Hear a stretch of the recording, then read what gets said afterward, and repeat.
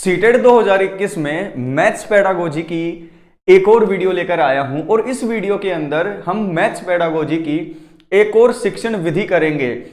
हम आज के इस सेशन के अंदर गणित की प्रमुख शिक्षण विधियां पेडागोजी फॉर मैथमेटिक्स करने वाले हैं और सीटेट के एग्जाम में यही आ रहा है, यही क्वेश्चंस पूछे जा रहे हैं और यहीं से क्वेश्चंस आएंगे। तो 120 प्लस नंबर हमें पक्का करना है। नॉर्मलाइजेशन से हमें कोई लेना देना नहीं। अगर आप 100 नंबर से ज्यादा ले आते हैं तो आप बिल्कुल 100% पास होंगे। तो आज जो हम विधि करेंगे वो कौन सी करेंगे? वैसे मैंने आपको बताया था कि 8 शिक्षण विधियां हैं मैथमेटिक्स की और इन 8 शिक्षण विधियों के बारे में तुम्हें पता होना चाहिए। इनकी एडवांटेज और डिसएडवांटेज तुम्हें पता होनी चाहिए। इससे पहले हम एक विधि कर चुके हैं इनके अंदर से। कौन सी विधि कर चुके हैं? विश्लेषण विधि, एनालिटिकल मेथड हम कर चुके हैं। आज हम दूसरी विधि करेंगे। अगर नहीं देखी है तो जल्दी से वीडियोस के सेक्शन में जाइए और वो वीडियो देख लीजिए। आज संश्लेषण विधि करेंगे, सिंथेसिस मेथड करेंगे। तो चलिए देर किस बात की है, लाइक का बटन दबाएं, दोस्तों तक शेयर करें। प्यार बांटने से बढ़ता है तो लाइक शेयर हो जाना चाहिए। नए स्टूडेंट सब्सक्राइब करो, फैमिली के अंदर जल्दी से ज्वाइन करो।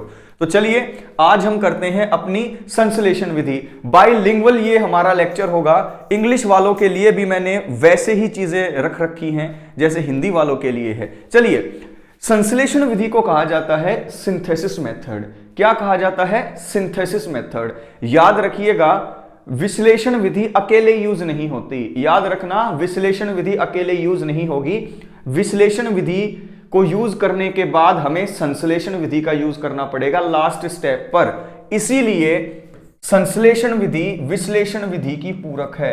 सबसे पहली बात याद रखना है कि जो ये संश्लेषण विधि है ये कॉम्प्लीमेंट्री मेथड है। किसका कॉम्प्लीमेंट्री मेथड है? विश्लेषण विधि का। यानी कि आपकी जो एनालिसिस मेथड है उसको कंप्लीट करने के लिए संश्लेषण भी लास्ट में करना पड़ता है। तो ये दोनों एक दूसरे की पूरक विधि है। अगर आपसे पूछा जाए कि विश्लेषण संश्लेषण की पूरक है या संश्लेषण विश्लेषण की पूरक है, तो आपको बताना है जो सिंथेसिस है, जो संश्लेषण है, वो एनालिसिस यानी कि विश्लेषण की पूरक विधि है। चलिए, आपके माइंड में ये बात फिट हो गई, लाइक का बटन दबाओ। उसके बाद ये विधि ज्ञात से अज्ञात की ओर चलती है। ये नोन टू अननोन चलती है। कैसे चलती है? Known to unknown. यहां पर चीजें आपको पहले ज्ञात होती हैं, आप अज्ञात की तरफ चलते हो। जैसे कि मैं आपको एक एग्जांपल से समझाता हूं। देखिए, एग्जांपल से समझाता हूं आपको। मान लीजिए कि एग्जांपल दे रखा है अलजेब्रा का, ए बी के बराबर है, ए बी के बराबर है और बी सी के बराबर है। ये चीज आपको गिवन दे रखी है, यानी कि ये चीज आपको क्या है? ज्ञात है। यानी कि आपको पहले गिवन चीजें दे दी जाए मैथ में और फिर कोई चीज निकालनी हो तो हम ज्ञात से अज्ञात की ओर चलें या नहीं। जैसे ए बी के बराबर है, बी सी के बराबर है, तो हमें क्या पता लग गया कि देखो ए बी के बराबर, बी सी के बराबर, बी से बी कट गया, ए किसके बराबर आ गया? सी के। हमें ये तो नहीं पता था ना ए सी के बराबर है। हमें कब पता लगा? जब जितनी चीजें दे रखी थी हमने उनको जोड़ा, संश्लेषण किया उनका, और बाद में हमें क्या हुआ? जो नहीं पता था वो पता लग गया। ए बी के बराबर है, बी सी के बराबर है, ये दोनों चीजें ज्ञात थी, लेकिन ए सी के बराबर है ये हमें क्या था? अज्ञात था। लेकिन जैसे ही हमने सारे गिवन डाटा को इकट्ठा किया, संश्लेषण किया, हमें अज्ञात पता लग गया। तो ये विधि किसकी तरफ चलती है? नोन टू अननोन, यानी कि ज्ञात से अज्ञात। अलजेब्रा के लिए सबसे ज्यादा यूज होती है। किसके लिए? अलजेब्रा के लिए यहां पर सबसे ज्यादा यूज होती है। यानी ज्ञात बातों का प्रयोग करके अज्ञात की खोज इसके अंदर की जाती है। याद रखना, ज्ञात चीजों को बेस बनाकर अज्ञात चीजों की खोज, गिवन चीजों के सहारे जो चीज हमें निकालनी है अननोन, उसका हमें जो है तरीका मिलता है। किससे? सिंथेसिस मेथड से। तो इस स्लाइड में क्या समझे? ज्ञात से अज्ञात और अलजेब्रा के लिए अच्छे जो है, अलजेब्रा के लिए सबसे बेस्ट जो है ये विधि है। छोटे छोटे खंडों को जोड़कर गिवन जानकारी से अज्ञात आंसर हम निकालते हैं। अब इसके गुण देख लेते हैं। देखिए, सबसे पहला गुण ये इसका ये है कि ये काफी इजी है, काफी सूक्ष्म है और क्रमबद्ध है। Easy, micro and sequential. दी गई जानकारी इजी होती है, उसे पुटअप करना पड़ता है और सीक्वेंस में हम आंसर निकाल लेते हैं। बात क्लियर हुई? बिल्कुल बात आपकी क्लियर हो गई होगी। दूसरा पॉइंट, यानी कि इसके अंदर बहुत कम टाइम लगता है। जब भी मैथमेटिकल प्रॉब्लम्स आप संश्लेषण विधि से निकालोगे तो it will take less time, तो लेस टाइम टेकिंग हो गई। तीसरी विधि, अब देखिए इसमें गिवन डाटा के ऊपर ही जो है सारा फोकस है। दी गई जानकारी के अंदर हमें कोई दिमाग नहीं लगाना पड़ता और दी गई जानकारी को हमें याद रखना पड़ता है। जैसे ए बी के बराबर था, बी सी के बराबर था, तो ए सी के बराबर हो गया, तो हमें ए बी के बराबर था, बी सी के बराबर था, ये याद रखना पड़ा ना। तो ये रिमेंबरिंग पावर को बढ़ाती है। क्या करती है? रिमेंबरिंग पावर को बढ़ाती है। और ये मंदबुद्धि बच्चों के लिए काफी उपयोगी विधि है। याद रखना, मंदबुद्धि बच्चों के लिए कौन सी विधि उपयोगी होगी?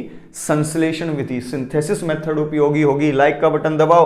और ये मंदबुद्धि बच्चे कौन होते हैं? जिनका IQ 90 से 110 IQ से कम होता है।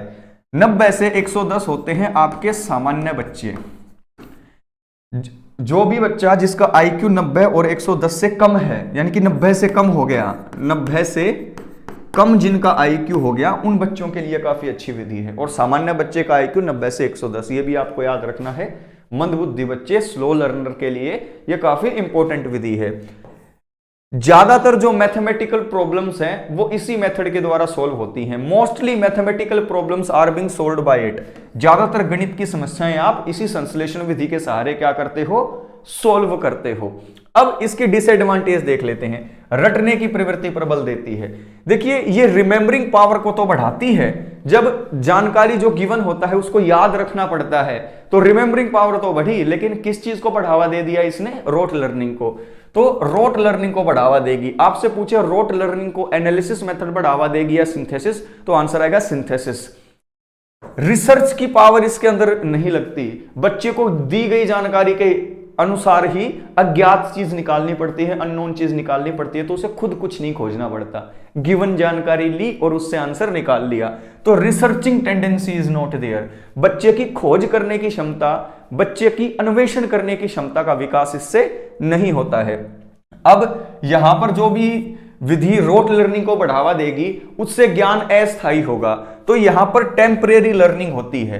तो याद रखना, इससे जो पहली मेथड थी एनालिसिस मेथड, तो एनालिसिस मेथड में कैसी लर्निंग होती थी? परमानेंट लर्निंग होती थी। लेकिन यहां पर अगर मैं बात करूं कौन से मेथड की? सिंथेसिस मेथड की, तो सिंथेसिस मेथड में टेम्परेरी लर्निंग देखने को मिलेगी, क्योंकि ज्ञात चीजों को बच्चा जो रोट लर्निंग उसने कर रखी है भूलने का चांस पूरा रहता है। यह विकास में सहयोग नहीं करती, क्योंकि it doesn't promote logical thinking.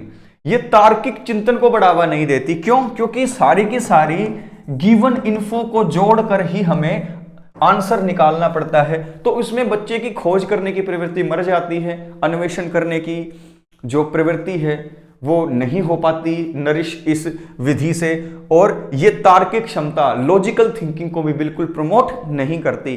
तो इस विधि के अंदर हमने क्या जाना? हमने ये बात जानी कि ये एनालिसिस मेथड की पूरक विधि है।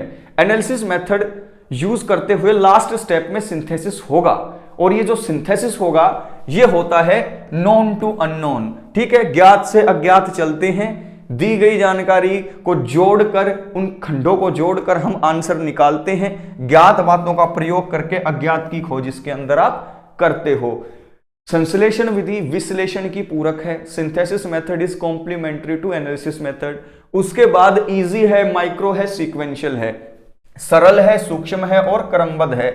लेस टाइम टेकिंग है, कम समय लगता है, रिमेंबरिंग पावर को बढ़ाती है, मंदबुद्धि बच्चों के लिए उपयोगी है जिनका IQ 90 से कम हो। सामान्य बच्चे का IQ 90 से 110 के बीच में, एल्जेब्रा इससे सोल्व किया जाता है, और मैथमेटिक्स की ज्यादातर समस्याओं को सोल्व करने के लिए भी ये यूज होती है। अगर आपसे पूछा जाए कि वो विधि बताओ जिससे मैथ्स के अंदर सबसे ज्यादा समस्याओं का हल किया जाता है, तो आंसर आएगा यहां पर कौन सा? संश्लेषण विधि। उसके बाद रोट लर्निंग को प्रमोट करेगी। क्यों? क्योंकि रिमेंबरिंग पावर को बढ़ाती है। रिसर्च करने की टेंडेंसी नहीं है, खोज करने की, अन्वेषण करने की जो प्रवृत्ति है बच्चों की वो उसको नरिश नहीं करती है। अर्जित ज्ञान टेम्परेरी होता है। और उसके बाद या लास्ट बात कि इसके अंदर लॉजिकल थिंकिंग प्रमोट नहीं होती, बच्चे को तार्किक चिंतन करने का मौका नहीं दिया जाता। लाइक का बटन नहीं दबाया है तो दबा दीजिए। आज हमने कौन कौन से मेथड कर लिए, सबसे पहला एनालिसिस मेथड और फिर आज सिंथेसिस मेथड कर लिए। ऐसे के ऐसे करके हम ये 8 के 8 मेथड करने वाले हैं, लेकिन उसके लिए आपको लाइक शेयर वीडियो को करना पड़ेगा। प्यार बांटने से बढ़ता है, दोस्तों तक शेयर कीजिए जिन जिन ग्रुप में आप हैं। व्हाट्सएप पे स्टेटस लगाइए और अपने सभी साथियों को बैक टू स्कूल चैनल पर लेकर आए, क्योंकि back to school channel is the oldest channel. 2 साल के बाद हमारी चीजें आपके सामने आने लगी हैं। 2 साल पहले we were on the top, लेकिन अब कुछ समय के बाद we will be on the top, because आप लोगों का जो साथ है वो डिसाइड करता है कि कहां पर चीजें जा रही हैं। यहां पर मैं आप लोगों को वो चीजें कराऊंगा जो डायरेक्ट एग्जाम में आएंगी और आप एग्जाम के अंदर धूम मचा के आओगे, और फिर आप लोग सबसे शेयर भी करोगे कि आपने पढ़ा कहां से था। तो लाइक शेयर जरूर कीजिए, हर एक सेशन को ज्वाइन कीजिए और सीटेट के एग्जाम को क्लियर कीजिए। मिलता हूं आप लोगों से कल के लाइव सेशन में, जिसके अंदर एक और मैथ्स पेडागोजी की शिक्षण विधि में लेकर आऊंगा। Take care.